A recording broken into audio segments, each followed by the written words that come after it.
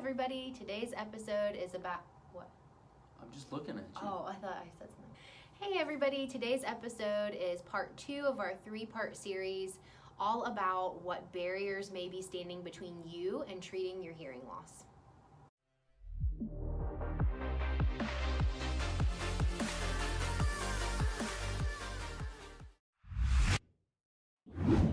Hey guys, I'm Dr. Michael Squires. And I'm Dr. Carly Squires. And this is Dr. Squires Squared. This is a channel where we have candid and casual conversations about anything audiology. And if you're not sure what audiology is, stick around. Make sure to hit the like button and the subscribe button. Hit the little bell so that you'll get our notifications whenever our new content comes out, and we'll tell you all about it. All right, so today is, like Carly said, part 2 of our 3-part series about what's standing in the way of treating a hearing loss. So on today's episode, we'll talk about people just kind of not understanding or not mistrusting the true benefits of treating a hearing loss, or not believing it maybe. And then the second thing we're going to talk about is the hassle factor. All right, well, let's start talking about the lack of trust that you may have or patients may have with what the hearing aids are able to or not able to do for you.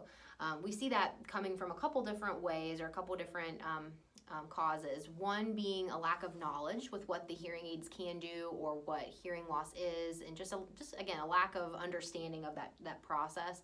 And then two, the other reason is typically basing that experience off of someone else's experience. So thinking that you're going to have that same experience that your Aunt Sally had with her hearing aids. Yeah, exactly. And just on that topic, treating the hearing loss is so unique to the individual because everybody's hearing loss is unique to them, and their perceptions of that hearing loss are so unique to them. So basing what you feel like your experience will be, basing that on somebody else's experience doesn't really equal to any type of real comparison, especially with the advancements of technology. Somebody who's buying hearing aids today, comparing their experience to somebody who bought hearing aids 5, 6, 7, 10, 15 years ago, those are not apples to apples. Those are two wildly different comparisons. Exactly. And I think that just goes back to the point of making sure that you have a current hearing test, you're with a provider that you trust, and that you really go through those individual issues that you need to address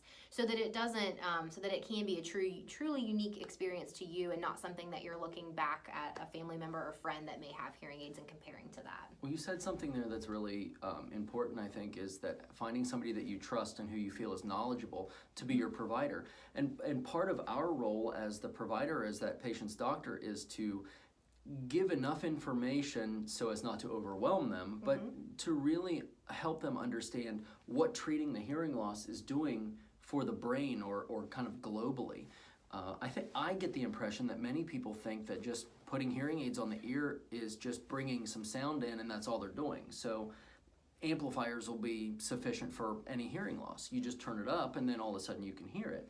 But that's simply just not the fact. Every hearing loss is very unique, and we have to treat them in a very unique way, which is what kind of leads into the variability in recommendations for types and styles and cost and things like that of hearing aids. So the benefit should really be judged on a detailed conversation between you and your provider so that you can get a good, well-rounded understanding of what's actually happening between the ears whenever you're reintroducing sound to the brain. Yeah, couldn't have said it better. The second topic in this 2 of 3-part series is that we want to talk about is the hassle factor.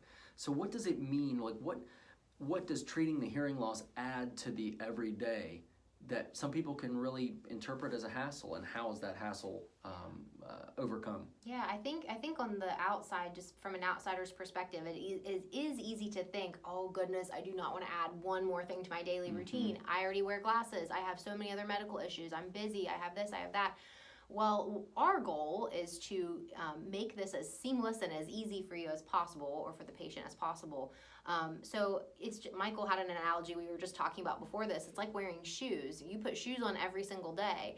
You're going to put your hearing aids on every single day, and eventually it will seem like just a routine. You're going to pop those things in and out like it's nothing.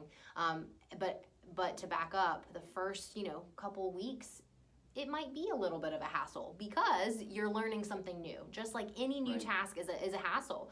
If you're learning to play the piano, you're learning to ride a bike, it is kind of a pain at first. But once you get past that, you're familiar, your brain knows what to do, and it's a much better process for you. A lot of that is actually very dependent on the motivation of the patient. Absolutely. So if the patient is motivated to treat the hearing loss and communicate with friends and family and loved ones, that it doesn't feel as much like a hassle. Exactly. Like Carly was saying, if I really wanted to learn how to play the piano, it wouldn't feel like a hassle to sit down and play. It starts to become engaging. And for people who want to treat their hearing loss, it's engaging for them to learn the process of putting them in correctly and living their life. Now, once they get that down, it's not something that you think about. No. It'd be like putting contacts in or brushing your teeth or Right. putting shoes on. It's something that you learn to do once, and as you live your life, it's just something else that you do. Exactly. And then the other part of the hassle factor, I've had patients say this to me, and I'm sure you've heard it too, is I've had people say something like, well, I don't really want my brain to become dependent on the hearing aids. I don't want to start this process now. I'm too young. Like, I don't want to go through this and have to do this for my whole life. So can you speak a little bit about that? You know, what you said there is I'm too young, or I don't want to start this now versus later. What I have found in practice is that many times people who are not as successful with hearing aids have waited too long to do something about it. You know, the brain's ability to understand speech is largely dependent on the memories that are formed when they hear speech. So if they're not hearing it correctly, the brain will figure out something else to do with the areas that are responsible for that speech signal. And when that happens, the brain's ability to understand speech degrades over time. Once that process has happened, you can't get that back. It's you use it or you lose it. So to try to treat that later makes it very, very difficult. Right. So doing something sooner rather than later cannot be overstated. It's really, really important. A patient that comes in at 55 or 60 with a hearing loss that treats their hearing loss when they're 75 or 80 and they're still wearing hearing aids will be much, much more successful with those hearing aids than they would have been if they just waited until they were 80 to treat their hearing loss. Preach it. No, my go-to answer, honestly, when someone tells me I don't want my brain to be dependent on the hearing aids, I always say, actually, yes, you do. You absolutely want that dependency, because that means it's working. That means you're treating your hearing loss. That means you're stimulating those pathways, and ultimately, like Michael said, it's going to lead to a much better outcome in the long run. Not to throw in another shoe analogy, but you get dependent on hearing aids like you get dependent on shoes. Sure, in most cases, you could live your life without shoes, but I'll tell you, it's a lot easier when you strap some shoes on to walk across the gravel parking lot to get to your car. Same thing with hearing aids. You can live your entire life without wearing hearing aids, but boy, it's a lot easier to hear and communicate and get through your life when you can actually hear and understand what people are saying. All right, guys, thanks for joining us for this second of 3 parts of what types of barriers are standing in the way of people treating their hearing loss. There's going to be another 3rd section there where we're going to really dig into, ready for it, the cost of hearing aids. So stick around. We don't want you to miss that one.